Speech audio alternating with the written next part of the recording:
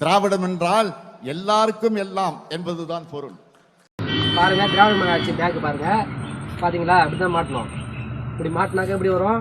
இப்படி பின்னாடி தலைகீழ வரும். ஜிபி எங்க இருக்கும்? பின்னாடி இருக்கும். பாத்தீங்களா?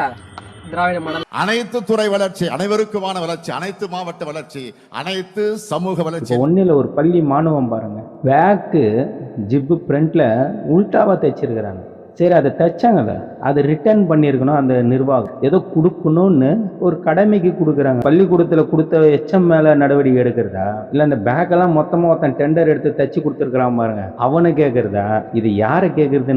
நம்மள தான் நொந்துக்கணும், வேற ஒன்றும் இல்லை. நீங்கள் நினைக்கலாம் ஒரு பேக்கு தானே, ஒரு பேக் சரி, ஒரு 1,00,000 குழந்தைக்கு கொடுக்குறீங்க. அந்த 1,00,000 குழந்தைங்கள ஒரு 5,000 பேர் 10,000 பேர் பேக் இந்த மாதிரி இருந்ததுன்னா அதுக்கு எவ்வளோ நஷ்டம்? அந்த பையனும் யூஸ் பண்ண முடியாது, அந்த பேக்கு கொடுத்தும் யூஸ் இல்லை, எடுத்து கீழே தான் போடணும். அதனால இது பேக்குன்னு நீங்கள் நினைக்காதீங்க. இந்த மாதிரி பள்ளி மாணவர்கள் நிறைய பாதிக்கப்படுறாங்க. அதிகாரிங்களாம் கரெக்டாக வேலை செய்கிறாங்களான்னு நீங்கள் தயவுசெய்து ஆளை போட்டு கண்காணிச்சிங்கன்னா உங்கள் ஆட்சிக்கு நல்லது. ஓ, எதனா ஒரு தப்பு பண்ணால் உடனே நடவடிக்கை எடுக்கிறாங்கப்பா அப்படின்னு மக்கள் மத்தியில் ஒரு பேச்சாச்சுன்னு நடமாடும். ஆனால் எதுக்குமே வழி இல்லாமல் பேச்சில் மட்டும் திராவிட மாடல் அப்படின்னு சொல்லி பாட்டு பாடினா மட்டும் போதாதுங்க, செயல்லையும் இருக்கணும். அப்படி இருந்தால் தான் அது உண்மையான விடியலுக்காக காத்திருக்கு தமிழ்நாட்டு மக்கள்.